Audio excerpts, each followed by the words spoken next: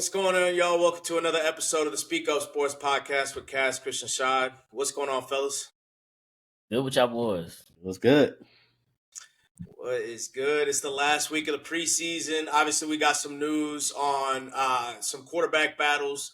The two that we have gotten news on are on the AFC side, so we'll get into that a little bit next week. We still do have another one going on in the NFC South with the New Orleans Saints, which we'll kind of see how that one finishes out, or even if they, maybe they're in the market, they're making trades today.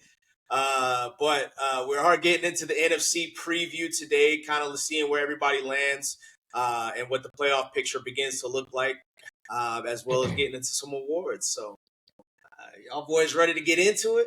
Yeah. Let's get it, man. We're so close. We're so close. It's the last week. Obviously, we do have some trades going on. So, we're also getting down to cut down day as well next week. So things will start getting interesting because we're going to start seeing a little bit more player movement. We obviously saw Xavier Howard come out of pseudo-retirement. I don't know. Which is a little interesting because Asante Samuel is still on the board too. But, you still got guys like Amari. He must be messed up. His Amari Cooper. There's some other veterans that we can kind of we'll see if they get signed. But let's go ahead and get into it. Like we said last week, we'll go ahead and start in the division with the current Super Bowl champs. The best team in the league right now in the NFC East, and we'll kind of go around the world from there. But let's go ahead and get into it. Chris, you want to get us started off? Yes, sir. So NFC East, man. Obviously, it's like Shad just said, Super Bowl champs. So starting from 4-1, I got the Giants now.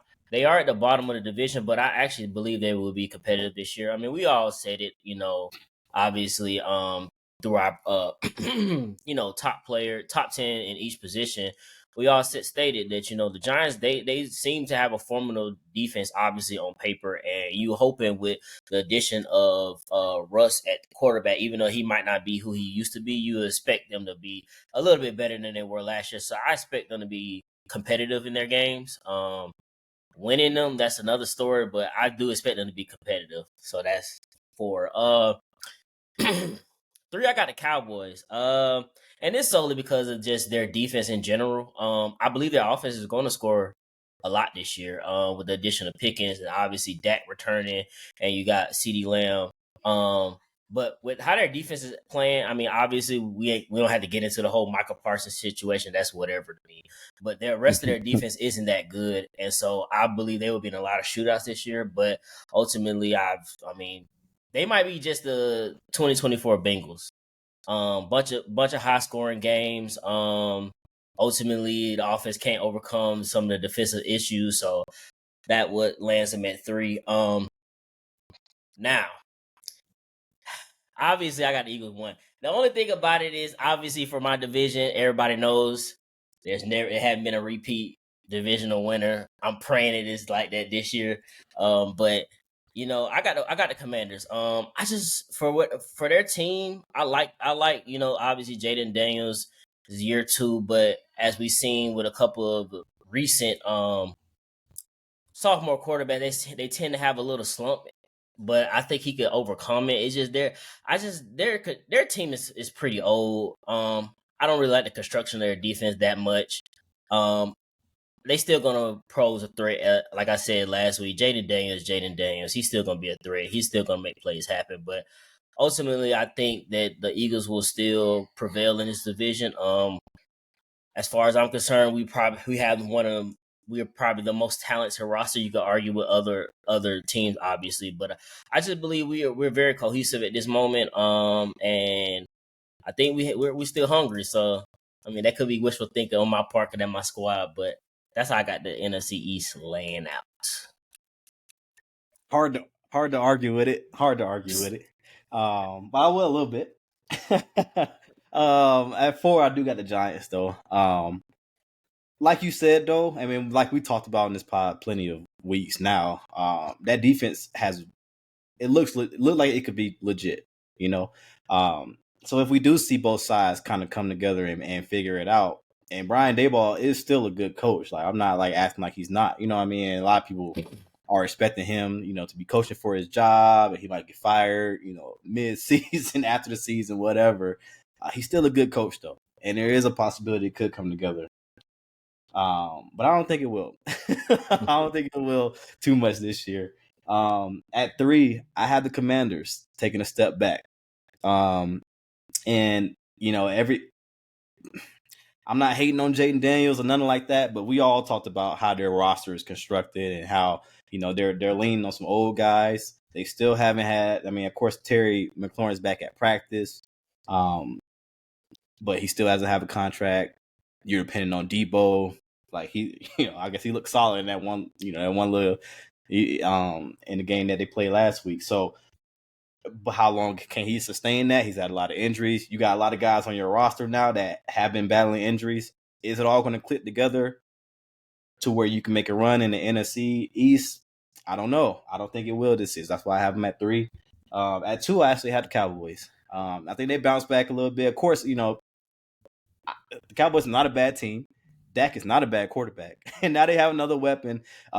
We've been seeing them come out, the reports coming out of Cowboys camp, how, in the videos coming out of George Pickens giving that just a different element to the offense.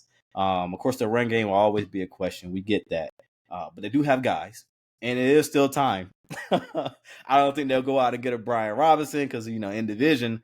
But it is still time to kind of improve that room. So we'll kind of see exactly how it shakes out. And then the Micah thing he'll get paid. I think he's getting paid within the next couple of weeks. I already think it's happening. So I had the Eagles at finishing first in the division again.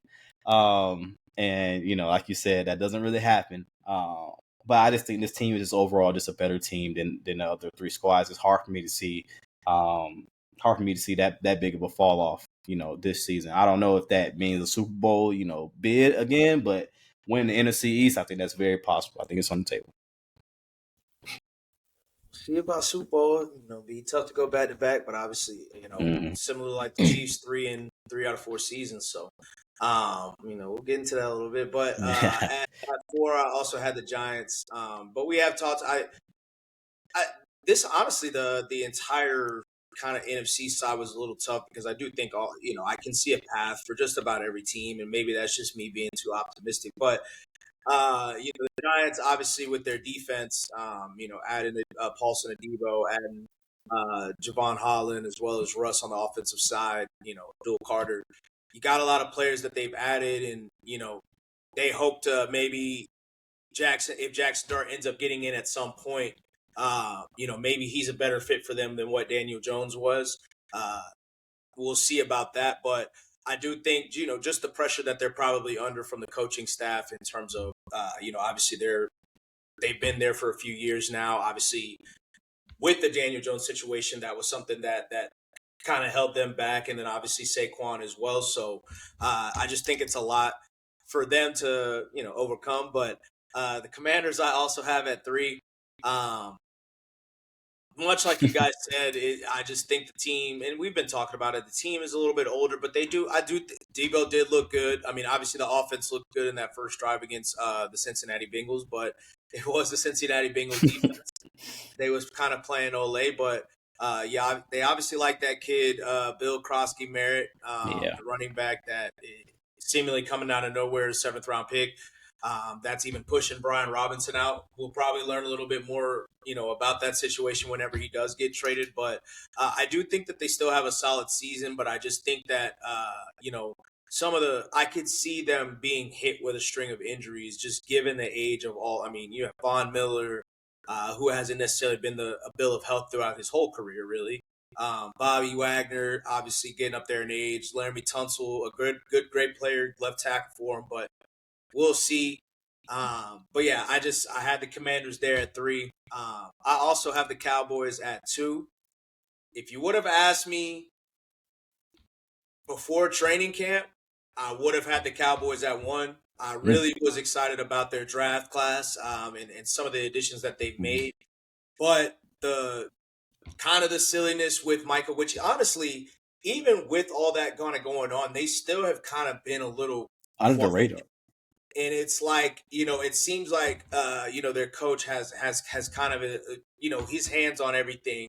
right now, and he's kind of handling that a little bit better than people would think. But I do still think that just with the Micah situation, because even if he does I do think he'll get paid, but I can also see Micah going a game or two and taking it there if he needs to, which I think could kind of hinder them. And then on top of that, obviously I have the Eagles at 1. Their schedule is incredibly tough. Yeah. Like incredibly tough. And there's really not a place where it's like, all right, like we get to breathe for a second. So that was also a part of the reason, obviously I've said multiple times, they've been, just like you guys have said, one of the best teams in the league, talent wise, top to bottom. I do think that they're obviously going to take a step back defensively. I mean, just as good as they were last year, it's going to have some just natural regression. I do think the corners, it do sound like it might be a little rough out there. Rough, boy. Rough. It might be a little rough out there, and they get started hot quick. So it's like Cowboys, then what is it? The Chiefs, the Rams, like the Bucks, then Broncos. Bucks week 4. Then you got to play the tough Broncos defense. It gets popping quick. Gauntlet. It gets popping quick and going for. I mean, like we think that the Cowboys going to have a tough, a good offense, but Cowboys having a good offense and then immediately having to see Patrick Mahomes, even with the extra day's rest, is still so. I can see a situation where things start off a little rough, but I'm still going with I'm just going to go with the overall talent and what we've seen. Once again, through 2 Super Bowl appearances in 3 years. I mean, what other team outside the Chiefs are you going to say that you can trust more? So I got the Eagles at 1. Yeah. All those concerns are very much fucking valid, man. That cornerback 2 position, oh my Lord. It's looking rough out there, but we'll see. We'll see what happens. But getting to the north side of things, obviously that was probably the best division in the league last year, with 3 teams going to the playoffs. So how you guys got it going? All right. So starting at 4, it's kind of a major step back, but it's within reason. I got the Vikings. I just don't know about JJ right now. It has nothing to do with them being bad. I'm not saying they're going to be a 4-win team or nothing like that, but I don't know what we're going to see out of JJ. You have Addison, who's going to be suspended, and Justin Jefferson is actually hurt. Now, they said he's on track for week 1, but you don't want to go into a season with quote-unquote a rookie quarterback missing weapons. And they had a magical year last year with Sam Darnold, but I just think they will take a step back. And with that being said, I think the Bears will take a step forward with Ben Johnson. I mean, they got talent over there, and Ben Johnson obviously he's a good. We know as far as offensive play call, he's a great offensive play caller. Their defense is solid. So I think with the addition of Ben Johnson, I believe that Caleb will take a few steps forward, not the extreme leap as most people probably think he might make, but I think they will take enough step forward to be a better team, possibly pushing to get in the playoffs. For 2, I have the Packers. I mean, they're a good team. I like Jordan Love, but I mean, sometimes I feel like last year it was a lot of erratic play by him. I think it'll settle down this year with the addition of Matthew Golden. I think that will help their offense out. But I mean, he's injured. He gets injured a lot too, so that I took a little of that in consideration for why they are second. And obviously, number 1, I got the Lions. I mean, they still I do believe in the fact that they lost both their coordinators. They won't be as good as they are, but they still have the talent. Just like I talked about with the Eagles, they have a lot of talent on the offensive side of the ball. They get Aiden Hutchinson back. I feel like with that being said, that they could, though with their talent alone, they should be able to fight through and win a division. So I got them finishing 1 again. Not the 1 seed though, but yeah, 1 again. We'll see. Okay. Like you, Chris, also had the Vikings coming in at 4th in that division. Just a lot of unknowns, like you said, the injury bug, the suspension. So far, I mean, we'll see what JJ McCarthy is. Of course, jury's still out. if he's that guy, will it, even if he is that guy, will it happen this season? You know what I mean? So I don't know. I just think the other three teams will be better overall. I do still respect their defense. Of course, they're going to be a tough out regardless. It's going to be a little bit like last season though, where like the bottom three teams at least in this division are going to be pretty close. I know the Bears were a little bit lower last year than everybody else, but I think they'll all be pretty 1 to 2 wins away from each other. At 3, I also had the Bears. I was gonna put the Packers here because I am worried about the defensive line. I'm still worried about their corners. Like nobody's talking about that too much. So I mean, we'll kind of see how that all shakes out in games.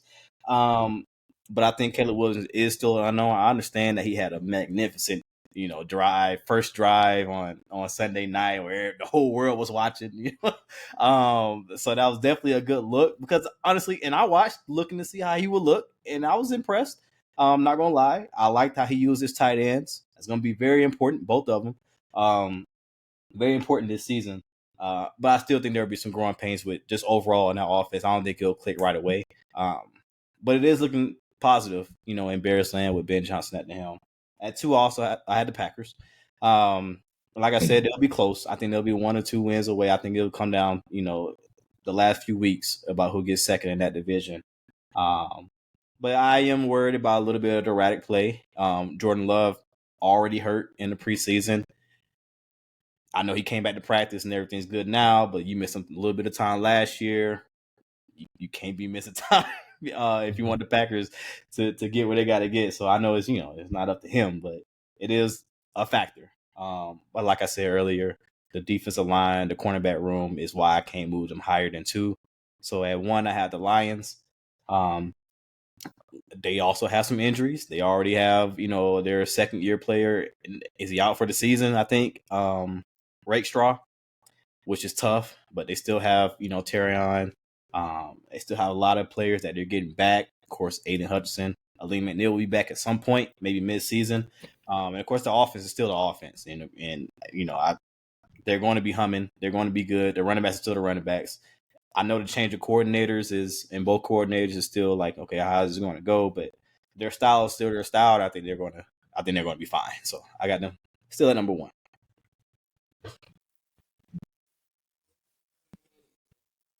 The whole conference was a little tough because, like I said, you can see it. And this was definitely one of the tougher divisions. But I did have the Bears at 4. I do think that they do take a step forward. Obviously, adding the on both sides of the line with Grady and Dio, and then obviously the 3 players that they added in the interior of the offensive line, I think will be huge for them. Obviously, getting Colston Loveland as well.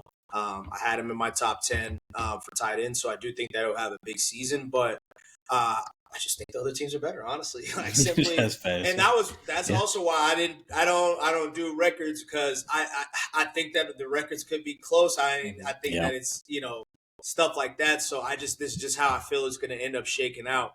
I had the Packers at 3. And I like the Packers a lot, but I am nervous about the corners. Obviously, bringing Nate Hobbs over, but losing Jair, even though he is, in and out right now, even with his current team, and what he's been the past couple seasons. But I do think the D-line will be good.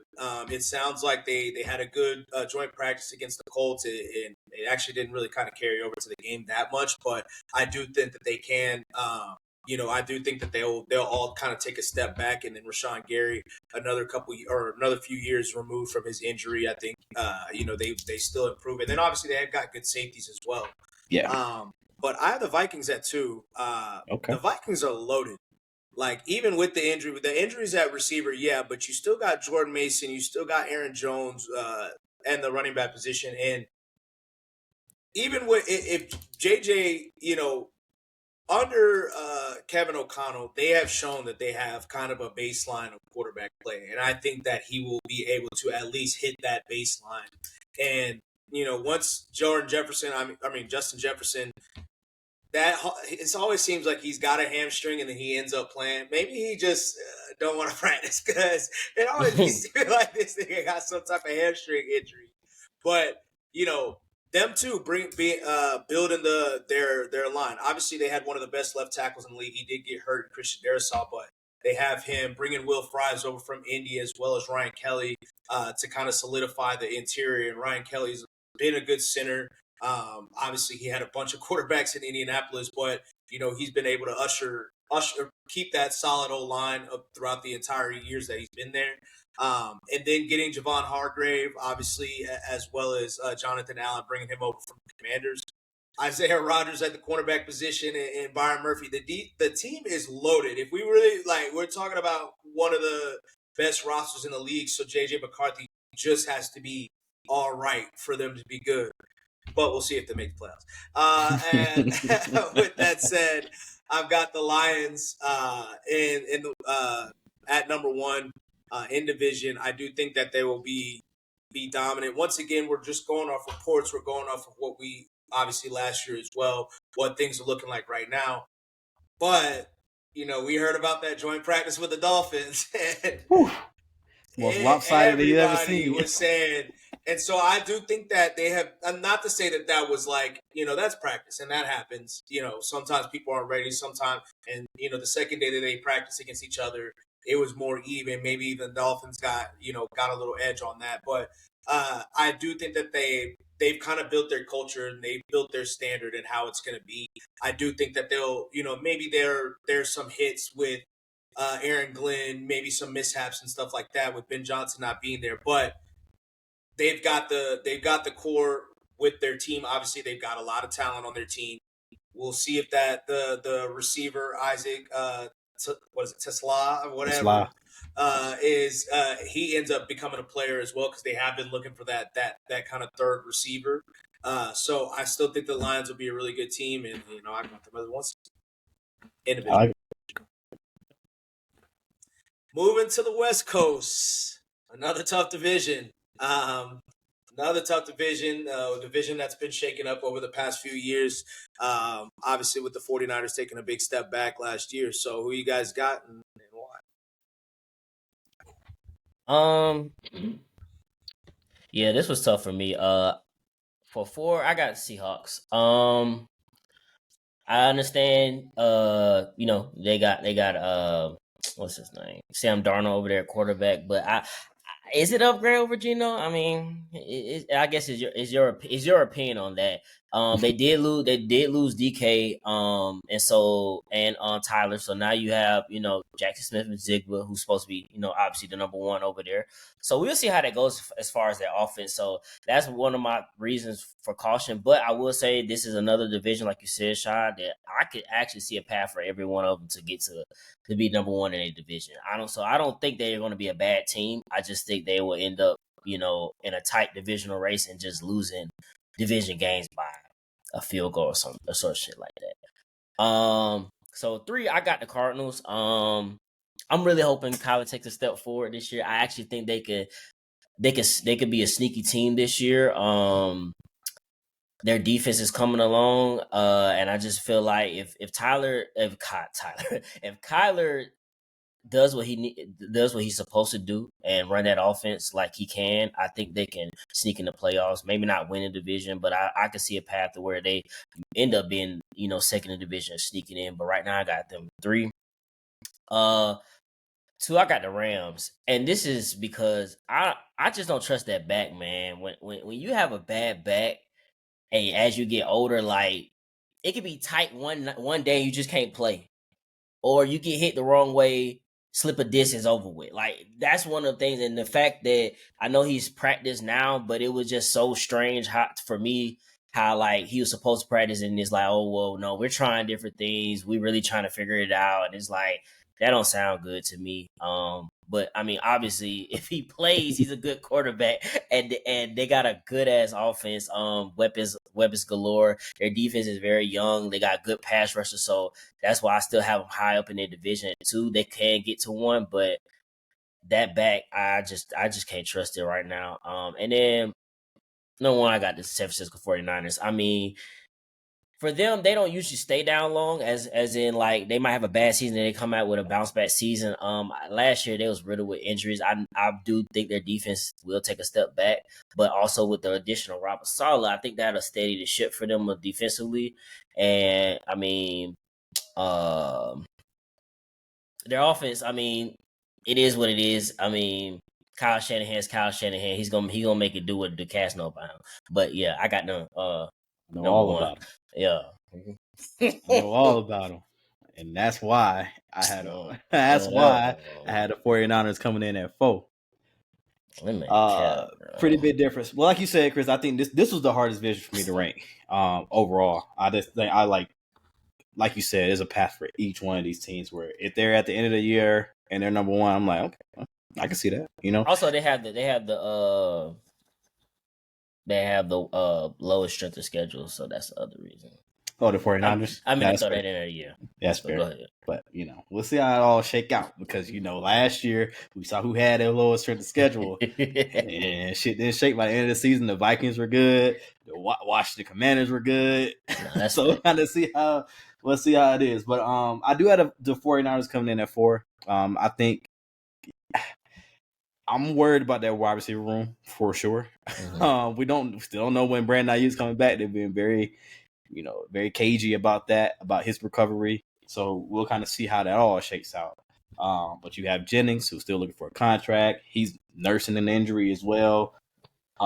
You did draft Ricky Pearsall first. You have him, but at the same time, I'm still worried about the overall room. And then you were relying on a lot of youth on defense. So we'll kind of see how it all shakes out. It's very possible that, D. Winters at linebacker could be a great, linebacker next to Fred. It's very possible that Mykel Williams could be a great tag team with Bosa. But we don't know. You know what I mean? So, I mean, it is up in the air. Like, it's possible it could shake out that way. But I'm at 4 for now.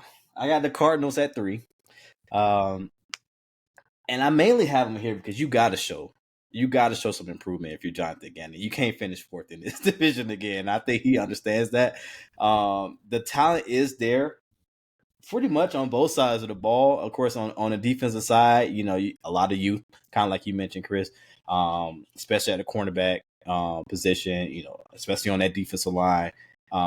You did bring in, Sweat, so we'll kind of see how he stabilizes the room there. But you got to show something. You got to show some signs of life, and I think that's a guy that's pretty much coaching for his job, in my opinion, this season. You got to show some progress, and I think there'll be a slight improvement if you're able to contend in that division at least. Get the 3rd, but I don't think their record would be that far from the 49ers. I think that's a win for him. At 2, I have the Seahawks. A little higher on it than you are, Chris. I like the defense there. I really do. I like the pieces that they have. And we seen and that's all like the youth and stuff they added when Mike McDonald got there, on top of, like we talked about Leonard Williams having his best season as a pro just last season. Hopefully that carries over. I really like that defense over there. Offensively, we'll kind of see how Sam Darnold is. We'll see how much Cooper Kupp has left. But I still think they'll have a great running game. They got Gray Zabel in the draft, who's one of my favorite linemen in this draft. We seen what Charbonnet could do a couple weeks ago when he got in the game in the preseason. And Kenneth Walker, hopefully he can stay healthy. But you still got you got Dawes at the receiver position, and JSN, Torrey Horton could be somebody. It's looking like. And then Sam Darnold just has to not lose the game, which is what happened all last year until, of course, the end. But I'm a little higher on the Seahawks this season, so I think they end up finishing 2nd. And first, I have the Rams. Assuming good health for Matt, but I still like that team overall. As long as they still, use Kyron Williams, how they've been using them, all different ways. I'm really high on Devontae Adams being that second piece there next to Puka. I really like how that will look. And in that defense, young but Dawes over there. Of course, Jared Verse, will he have the kind of impact that he had last season? Very possible. Brandon Fisk, another year, in that system, along with Kobe Turner and Byron Young and them boys. So I really like the Rams, what they have going on, what they're cooking. I think it kind of just, keeps going with that. So I got the Rams there. Number 1. Depending on the trend here, because I got the Rams at 4. Whew. Actually, Okay.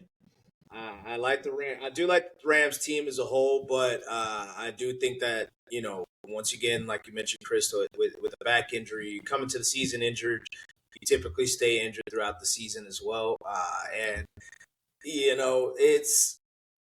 I do think that they're kind of in a position where they're trying to also kind of move towards the future, Yeah. and they do have a young team, but they have a good D line. That's about it. Corners are. I like their safeties. I like both of their safeties. The safeties are You don't like solid. Witherspoon, man? The safeties are. I mean, I like Cam Curl. I like Cam Kitchens.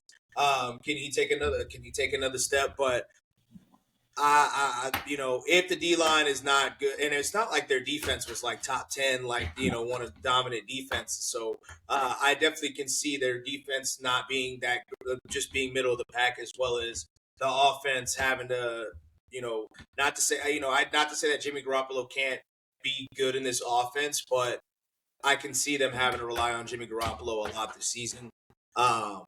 So at 3, I do have the Cardinals as well.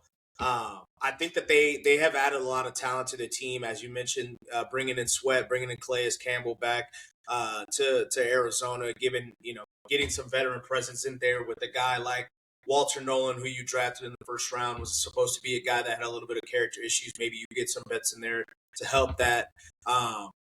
Also bringing in, Will Johnson. He was who everybody thought was the number 1 corner, maybe outside of Travis Hunter. And getting him in the second round, it sounds like he's been doing all right, but we'll kind of see when the bullets start flying. But I do think that they're just probably a year away from really, being something. But I do think that they take another step. And then also I think that, Denzel Burke, I think they're going to have, like you mentioned, a lot of youth on the defense where I think that it's going to take a little bit, but they're starting to get the right pieces and starting to take the right steps. I'm also high on the Seahawks. So I have the Seahawks at 2. I would have had them once again, very similar to the Vikings, where the team is stacked. Like, you got Cooper Kupp, JSN, as Cass mentioned, Torrey Horton at the receiver position. And we'll see if he becomes something as a rookie.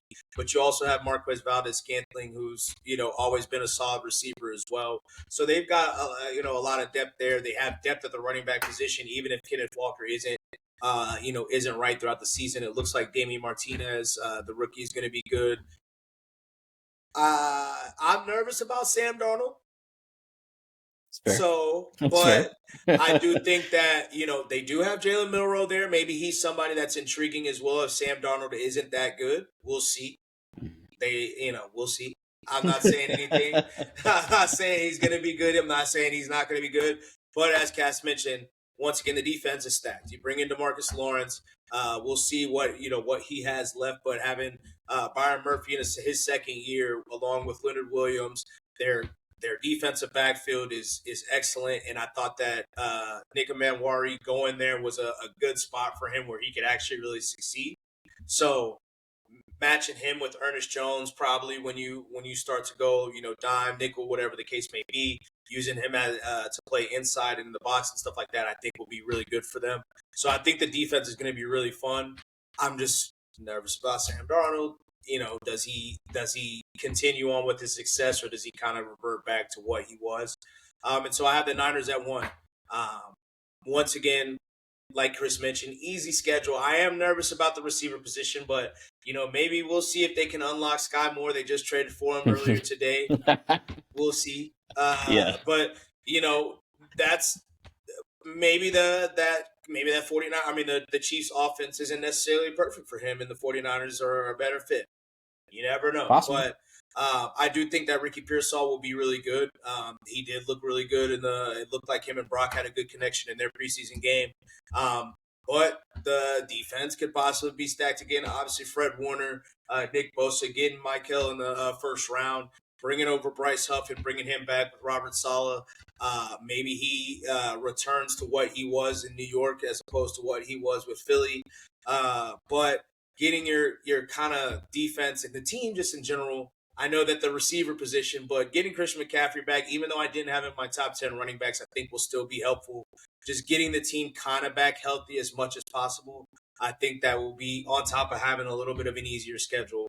I got the 49ers and Brock Purdy as the number one team in the division, fresh off of his new contract. So we'll see. We'll see. Obviously, but I do. This was the toughest division to rank for me because obviously having the Rams at 4, that could very well be one. I mean, you got Matt Stafford, who some people think are top 5, top 10, but some people think Brock Purdy might be top 10. Maybe he's not.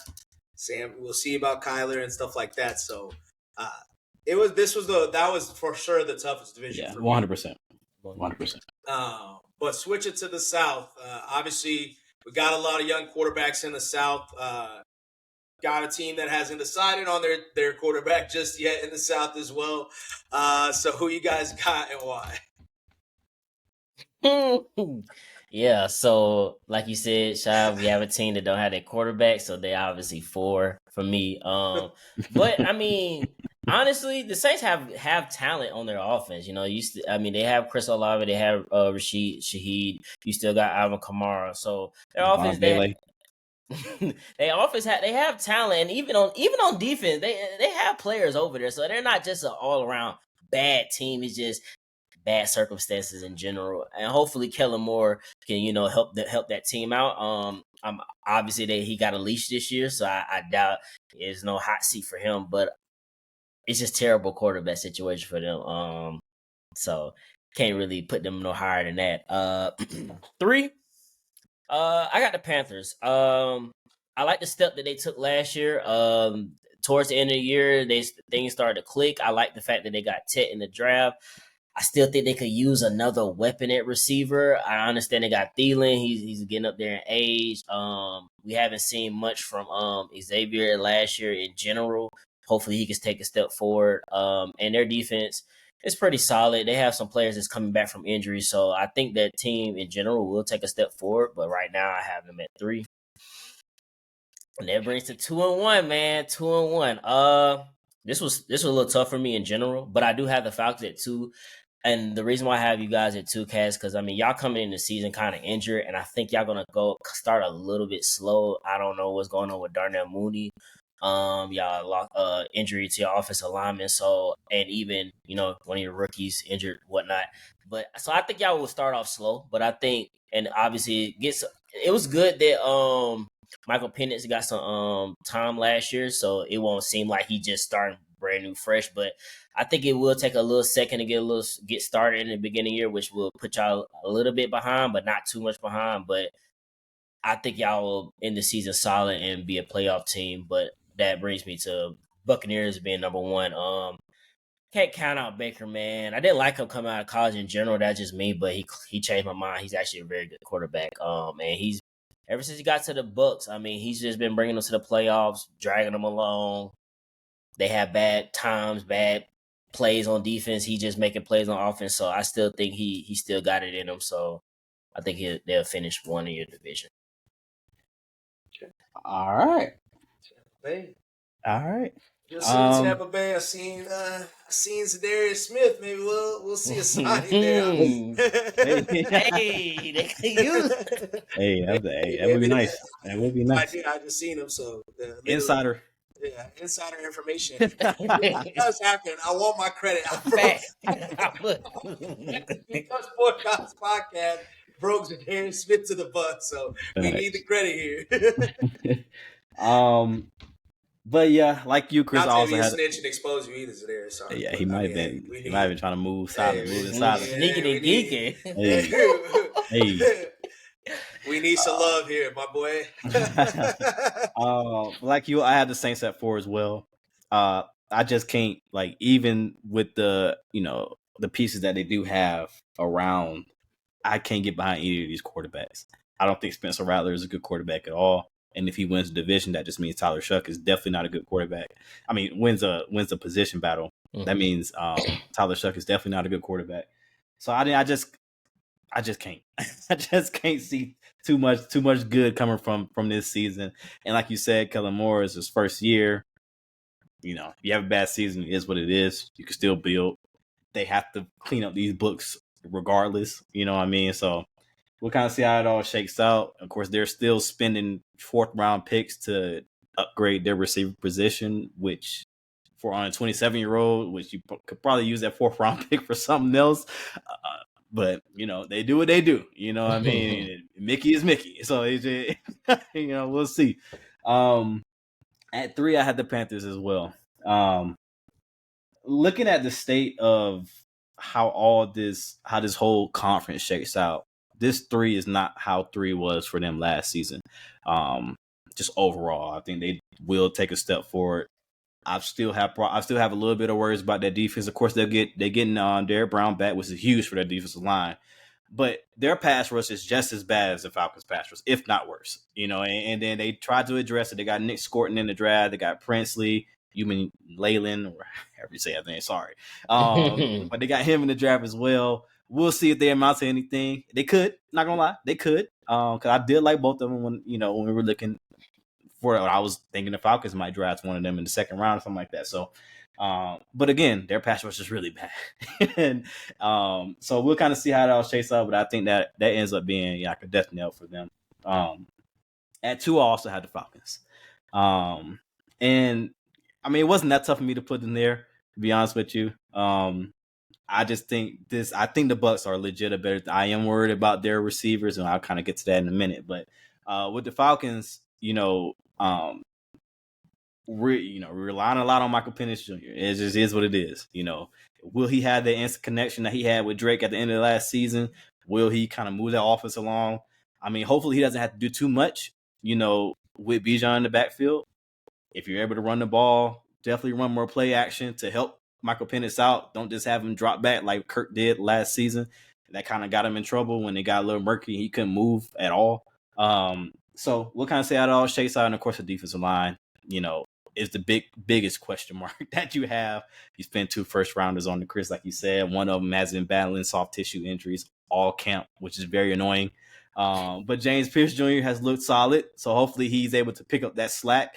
So you're not, it's totally relying on Jalen Walker to have an impact, especially early on this season. But I do have the Bucs at number 1. Like I said, I am worried about their receivers position. Of course, McMillan had that bad fall on his neck.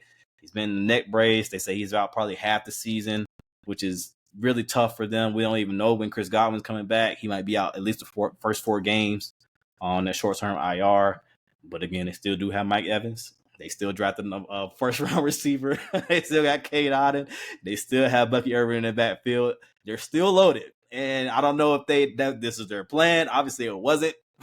But when drafting Ibuka in the first round, but it's like, dang, now you're glad you have him. And then you were able to go out and get a Hassan Reddick instead of drafting a first-round pass rush, which most people mocked to them at 19 or 20, wherever they were drafting. So maybe he has it, maybe he gets back to form. Hopefully he does for him because he is on a 1-year deal. So this is kind of a prove year for him as well. And then you still have other young guys on the defense that need to step up. I think they have a new safety. He was a nickel corner. You got Tyke Smith. That he's kind of transitioned to safety. You have Antoine still back there. You still have Levante David. So you still have a lot of pieces on this defense. It does suck. They do have a couple of injuries as well to their rookies that they drafted, which is very unfortunate. But I still had the Bucs win this division. Now, I think it's going to play out like this because the Bucs do have a very tough beginning of the season as well, just like the Falcons do. I think it's very possible we can be halfway through the season. The Panthers are leading this division. I would not be shocked just based on who they're playing. But after kind of the half of the division, I mean, the Bucs have a favorable stretch. They go against, who they got? They got New England, who could be a tough out. Not gonna lie, they got the Rams, they got the Arizona Cardinals, they got the Saints. Like they in the division, and I think that's where they will pull away, and that's kind of what they do every season as well. Like the end of the season, the last half of the season, they win all those games or lose 1 in 7, and end up winning the division. So I think that's kind of how it shakes out. Where the Panthers will be in the lead halfway through. I think the Falcons will start off rocky as well. I think it's on the board for sure. I think it kind of course correct from there. But that's my starting off with obviously the Saints as well. I think that's going to be probably everybody's pick. Just even Saints fans. Saint fan going crazy, bro.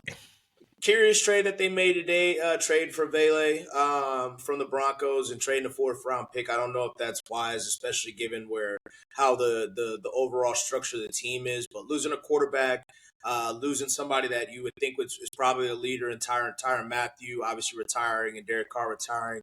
Obviously losing your top 2 corners as well, and Paulson Adebo and Marshawn Lattimore. I understand that happened mid-season last year, but losing both of them, as well as a coach and stuff like that. It's just a lot of transition, and then on top of that, you don't know if it's going to be Tyler or Spencer, which I think it's going to end up being Rattler. I think so too. I just think that it's just going to be tough sledding, and I'm wondering if we're going to see. I said it last year, and we did end up getting a trade with Marshawn Lattimore, but I'm wondering about Alvin Kamara, maybe Cowboys, maybe Chiefs, or something like that. Cowboys would be a great fit, I think. Boy. Yeah, or Cam Jordan. We'll see if he wants to just end his career with the Saints and stuff like that. But I do think it's going to be a rough season for him. I have the Falcons at 3. I think that the Falcons and the Panthers are probably going to lose my 2. I think they're going to basically be around the same. I think the Falcons, similar to what I said last year, I think they're operating with a lot of arrogance that they, you don't really haven't earned that yet. Obviously, as you mentioned, kind of relying a lot on Michael Penix, which obviously Bajan is there as well. So you have him, and that's who's expected to be your lead dog. But I feel like even if everything goes right, this is still a 9-win team at best.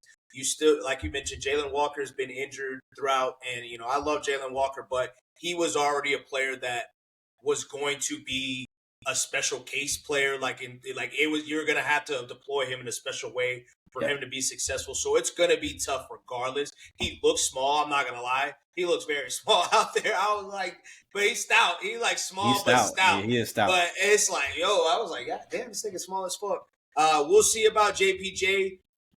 I think that's also operating with a little bit of arrogance. Obviously, some people had issues with trading the future 1st-round pick. That doesn't really matter for the season, but they say that it's because they're confident and convicted in it. Could it be desperation because you were going to trade or supposedly trying to trade for a 1st-round pick last year as well for Latu, which would have been, if we're coming out the season, how things would have played, everybody would have been like, all right, what are we doing here? So I'm a little bit nervous about just everything. And then on top of that, one of the things that I've been looking for specifically is accuracy for Michael Penix through the middle of the field. That has not been something that anybody has really raved about. They've all raved about his accuracy outside the numbers whenever people have seen him. That was a strength of his in coming into the league. That is something that I haven't seen too many people mention, so I am very nervous about that as well. So at 2, as I mentioned, I do have the Panthers. I'm nervous about their defensive backfield. I think everybody really is. But I do think that they will take another step offensively, bringing Tet there. He was cooking Stingley, I ain't going to lie. He was cooking Stingley in practice. He was cooking Stingley in the game. So I think he might be a legit receiver. And he was somebody that I was a bit nervous about coming into the draft, but I did like him. I just didn't know if he was going to be good or if he was going to be just kind of a big, slow guy, but he's very fluid. So I'm excited about him. I think Leggett slotting in at 2 or Cokehead stand up, Jalen Coker. We'll see if he'll be a good player for them. But as you mentioned, the D-line, getting Derek Brown back is going to be huge. But with Nick possibly being out for an extended period of time, relying on Princely to kind of be the guy or, and kind of rushing as a unit, probably going to see some of the same results that we've seen over the past couple of years. So I do think that they've got some things to work on defensively, but I do think the offense will be stout, leading me to the Bucs that I think they've earned the trust I think that people have not given them, and I've said that a couple of times, even probably said that last year because I really wanted to pick the Bucs last year, even though I picked the Panthers. And I talked about them all offseason last year, and they ended up switching and picking the Panthers at the last minute. I just think that the Bucs they draft well.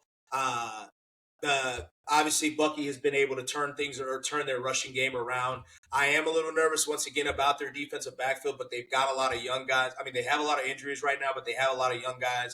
Ben Morrison, Jacob Parrish that can come in and possibly be something, as well as McCollum, and then obviously they have Winfield there as well. So just a stout team. I do think that Chris Godwin getting Buka and then having Chris Godwin sit out a couple games, I do think will benefit them as well. As you mentioned, they do have a tough start to the schedule, but things kind of lighten up. So I think that they will have a really good season. I think that Baker continues to get more and more comfortable, even though he has a switch in offensive coordinator. I do think that he will kind of continue his trajectory and writing kind of what the narratives have had wrong about him over the past few years. So I got the Bucks winning the division, and in an interesting place in the playoff picture. So I want to go ahead and get to it 7-1, and then just kind of leave it at that until we get into the Super Bowl talks next week. Yeah, we can do that. All right, so I'll go ahead and start off since I ended off at 7. I've got the Dallas Cowboys. Now, the playoff picture was very tough, but I do have the Dallas Cowboys sneaking in. As I mentioned, I really like the offseason that they've had, and I just think that Micah Parsons, I do think that he'll be there. I do think that whole situation will correct itself, and then as they start to go throughout the season, they'll start getting their DBs healthy, and I think that they'll maybe be kind of a middling team throughout the season and then kind of finish strong. We'll see what the complete playoff picture looks like. But at 6, this is so tough. I had the Seahawks. I believe in the Seahawks. I don't necessarily believe in Darnold, but as I mentioned, stacked team. So I had the Seahawks at 6. At 5, I had the Minnesota Vikings and J.J. McCarthy. Same thing. Like I said, the baseline that I think he provides, I think that defense will be really good this season, maybe even better than they were last season. At 4, I have the 49ers. While I do think that they have the easiest schedule, I do think, as I mentioned, the receiver position, having the young guys on the edge, as well as Bryce Huff, and then just kind of reacclimating with Robert Saleh as well, they'll probably take a little bit of time. At 3, I had the Philadelphia Eagles. That defensive backfield is tough. It's tough. So I think that the Eagles they're gonna have I think the Eagles and the Cowboys will kind of be neck and neck for a little bit before the Eagles really take off. So at 2, I have the Tampa Bay Buccaneers. I have them finishing at 2. And the Lions becoming the 1 seed again, having another really good season, and being the best team in the NFC conference. So we shall see where everything shakes out. So that gives us Cowboys, Bucks, Eagles, Seahawks, 49ers, Vikings in the first round. Okay. You want to go, Chris, or me? I guess I go. So, where I'm at, let me see. All right. For my 7 seed, I got the Rams. I think they'll sneak in there in general. Like I said, I don't really trust the backup Matthew Stafford, but if he does play, which he's gonna play, I think he'll play majority of the season, but I still think he will miss some games. But I think they'll sneak in there as a 7 seed. 6 seed, I got the Commanders. I think they finished 6th last year or 7, one of the two. Either way, they're gonna sneak in the playoffs again, and that's strictly off of just the pure talent of Jaden Daniels. But I think this time around they probably will get bounced out first round. Next I got the Packers. Just the sheer fact that they've been in this position before. They've been in the playoffs 2 years in a row now with Jordan Love. I still think they'll get there. I still think they're a good talented team. I just think they have a little hiccups throughout the season. So that's the bottom 3. So for the division leaders, 4, I got the Lions. I don't think they're gonna have an amazing season like they did last year. Like I said, I still think they're one of the best teams, one of the most deeper teams in the league. But I just think their division being as tough as it is can give them a couple of L's that might send them back a little bit. For 3, I got the 49ers. That's strictly, easier schedule than most people. I think they have a bounce back year, like I said, obviously. 2, I got the Eagles. Tough ass schedule. So I just can't see us, dominating as far as winning 14 games like we did last year. I could see 11, 12, somewhere around there in general, which will be, where everybody else said. And then number 1, I got the Bucks. I just think they're a good team this year. What you laughing at? Baker. Yes, sir. I mean, it is what it is. I can't deny Baker no more, man. He's a good ass seed. He has a good ass quarterback. And I think they will have a dominant year this year. So I got Bucks at 1. Man, that would be great for Baker's career if he's able to pull off a 1 seed with Tampa Bay. But what you got, Cass? All right, I like it, Chris. I like it a lot. 7 seed for me. I had the Seahawks. Gotta have them, man. Like I said, I was high on them. I had them, of course, finishing second in that division. But I do think they sneak into the playoffs. So I had them, beating up teams like the Packers, Commanders. I don't have them in. So 7 seed will be that Seahawks. 6 seed, I do have the Cowboys. We'll kind of see it, like I said, how it all shakes out. But I do think the Cowboys do have a little bit of a bounce back this season and end up making the playoffs. At 5, I do have my Falcons. I hope so. I hope we make the playoffs at some point. 5, 6, 7. I don't give a damn. I just want to be in, but I do have them at. I do have them at 5. I think there is a noticeable, kind of drop off from what the Bucks are as well, and I kind of get to that. But at 4, I had the Rams. Of course they're, division winner, but again, like that division, I think it's going to be very tough to kind of figure out who comes out from that. And I think the records will kind of match that. So I do have them winning the division, but being the 4 seed. At 3, I had the Eagles, mainly because of the strength of schedule there. I think it's going to be very tough. And I have the Bucks at a 2 seed. I was debating putting them at 1. I'm not gonna lie. I can see this Bucks team. I can see this Bucks team winning like 12 games, like kind of, I won't say easily, but I could really see them winning 12, games, 12, 13 games. I think they're really that good this season. The only thing that could hold them back, and I know he got an extension and all that, but Todd Bowles in that defense, I think that's the only thing to hold this team. I'm telling you. I think that's a good squad. They mentioned him for a reason because I'm giving him the benefit of the doubt because I was hating and I was saying I didn't trust him, but he earned the trust, so that's why I didn't. I just let it ride. Fair. That's fair, but I'm telling you, if this team is not like that this season, that's the guy I think you can point to because Jason he's built a good squad. And then number 1, obviously I have the Lions. I don't think they're winning. What did they win? 15 last season? I don't think it's that. But I do think a 13-4 season is on the table, being a 1 seed in a seed. Like I said, I still really like their squad, even with the loss of both coordinators. So I think they got something to prove too. Definitely something to prove because they went out a little sad. Man, got to bounce back. Facts.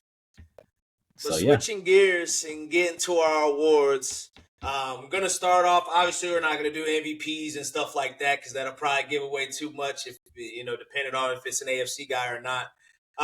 But it's going to start off with the rookies, Protector of the Year, a new award, as well as the Comeback Player of the Year. So starting off with the Offensive Rookie of the Year, who you guys got? I went with Amari Hampton. I think obviously Najee Harris was supposed to come in there, obviously be running back 1 or whatever, but he's injured right now. And I think how the Chargers want to play and how they've been playing and just how Harbaugh is going to play, they're going to run that ball. And so that's going to give him ample opportunities to make plays and be very helpful to Justin Herbert. I mean, the easy pick obviously could be like Ashton Genty or whatever, but I just think this is a sneaky pick. I think most people don't really pay attention to that. They obviously Ashton Genty is the premier person, or obviously you can go with a quarterback, Cam Ward or whatnot. But I think Amari Anthony gonna get sneak in there and get that. I like it. It does lean quarterbacks. Obviously this award, and with him being the number 1 overall pick, it's very possible that Cam Ward could win it. I didn't have Cam Ward though. I had Travis Hunter, and I think a lot of it also is narrative. We all know that when it comes to these awards, but I think he'll with more and more information coming out about him being 100% offense first, and then defense will kind of fill in from there. I think he's gonna get a chance to show what he can really do on the offensive side of the ball. And I think they'll kind of keep up throughout the season. It was between him and Tet for me for this award. It wasn't. I didn't really put the running backs in it too much, but it could happen. But it was between him and Tet for me, and I went with Travis. Like I said, Travis, when you got a receiver as good as Brian Thomas the season that he just had, and everybody's like, Travis like that, it's definitely a, major props to him. I also went with a receiver for my offensive rookie of the year, but I got Emeka Egbuka. I think that he's going to have a big season. One of the best, obviously there's been a trend of Ohio State receivers coming out recently that have all produced and all been great. So I think that he kind of continues that lineage, and he's kind of being thrust into a role, maybe that they didn't expect right away, but it was going to happen anyway. And I think that he's going to adapt to the league really well, and I think that he has a phenomenal season, and is a great player for the Tampa Bay Bucks. I like it. So I think he's gonna have a big game, a big couple weeks to start the season, and I think it's just gonna kind of carry on from there. And obviously Mike Evans is also getting up there in age. We'll see if he continues his 1,000-yard streaks and stuff like that. But he also be getting hurt, so it's just a lot of targets that could possibly be there.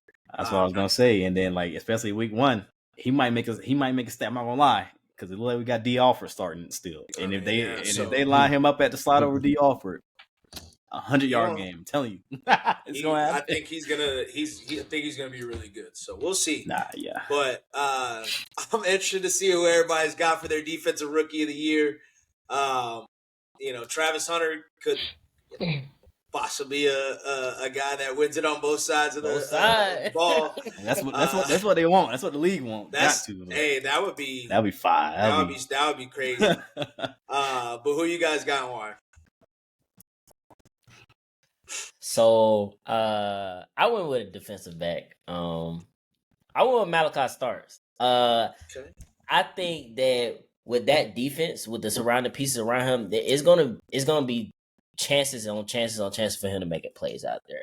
And I think that defense is gonna be great this year. It was between him and obviously Abdul Carter, but obviously for DNs, it's easier to get the stats, so that's what make it easier odds for them to win it. But I just think with the Giants, it's too many defensive linemen or people that I think will make more impact in general. Their whole defense line will eat all together. But I think as a DB, with the freedom to as safety, I think he's gonna make a lot of plays this year. So I got him sneaking in there and get that.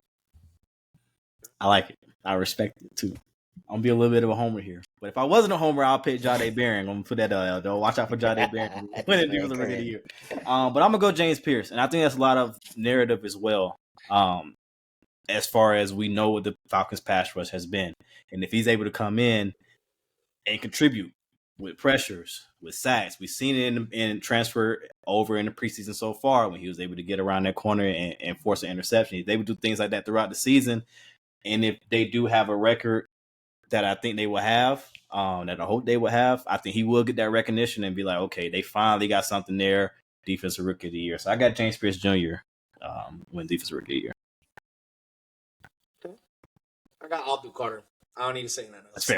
That's fair. I can't argue with you, bro. Dog. Can't argue with you. I ain't arguing. It was like we left you a layup right there. Yeah, no, that's fine. Yeah. It's easy enough. So switching gears to the next one, the newest award, the Protector of the Year, kind of giving recognition to the offensive linemen. and for the work that they do. Like I mentioned, the newest award that they've had. So who you guys got and why? See, this is tough award because I honestly don't know what their criteria is. I don't know Yep. because people don't look at linemen like that. So I'm just go with who was graded as the highest PF last year, which is my boy Jordan Mailata. I think he'll win it. It could be him. It could be Lane Johnson. It could be Penei Sewell. It could be all these motherfuckers. So I mean, I'm just gonna pick. I'm be a homer. So I'm gonna pick Jordan Mailata. Nah, I respect that. Who was it last year? It was Penei last year, right? So I'm gonna go Deion Dawkins this year. And look, it could be Lane. Look, I would not be shocked. But I think it's also a narrative. You know, you coming off of, you know, the MVP season for Josh. So that's already a bump that you have. And you're the premier lineman on that line. You know what I mean? And obviously, you know, the world is seeing a little bit more of Deion Dawkins now, with Hard Knocks on. He's getting that character going where everybody's seeing more of him. You know, he's also getting older. He's like, he was 31 now or something, 32, whatever. But still producing at a high level. So I think that's very important. And I think with where the Bills will be at the end of the season, I think it's Deion Dawkins that wins Protector of the Year. Okay. I also went with Lane Johnson. Kind of a guy that people, you know, because a lot of people want to give it to Penei Sewell, but, you know, in terms of the best right tackle, I think it's quite clearly Lane Johnson and somebody that's been kind of holding it down, you know, best right tackle since he's really been in the league. And I think that he finally kind of gets his recognition for it in what could possibly be one of his last few seasons. So I think that he has a dominant season, much like he's had in the past, especially going against the gauntlet of teams that they have this season, the entirety of the season. I can see him having another season where, you know, he's down 0 sacks or maybe 1 sack. Maybe 1 sack that people are always debating, is it really on him or is it on somebody? So I got Lane Johnson getting his recognition. So I like it. In terms of the criteria and stuff like that, I think they'll probably do a good job of polling like other linemen, maybe line, That makes sense. you know, line coaches, people that study offensive line, like Brandon Thorne, is a Twitter guy that does you know, offensive line, a lot of good offensive line work as well. So one thing I do want to add before we get into the comeback player of the year, everybody should check out the Netflix documentary on the Dallas Cowboys. I read from some people that they think that it's the Last Dance level good. I have seen a couple episodes so far, and it is really, really good. It is. So I suggest that everybody check it out. But getting into the comeback player of the year, obviously they've tried to focus the criteria on people that really missed the season as opposed to, you know, you just were ass last season. So, so who do you guys got and why? I mean, I think the easiest pick is Dak Prescott. I mean, he was hurt last year, and I think we all think that offense is going to be what. Obviously, the offense is much better when he's in the lineup, and then they got George Pickens now, and so that offense is probably going to be dynamic this year. So I'm sure he's going to win it. I love that pick, but I want to go with Christian McCaffrey. I think that's also another layup. Could be just as easy. Yeah. But with that offense, especially with the like we talked about, the receiver injuries and stuff that they have so far, a lot would be on Christian McCaffrey, and it seems like he's the only healthy running back on that team right now. So they will be using him a lot this season, and his stats could prove very fruitful. So Christian McCaffrey, comeback play of the year.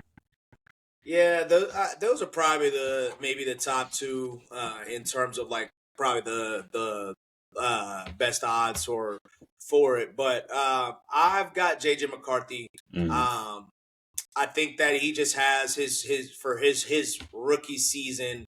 He has a good rookie season. I don't think he's like anything crazy. Like he's not gonna. I don't think he's gonna be like how Jaden was last year.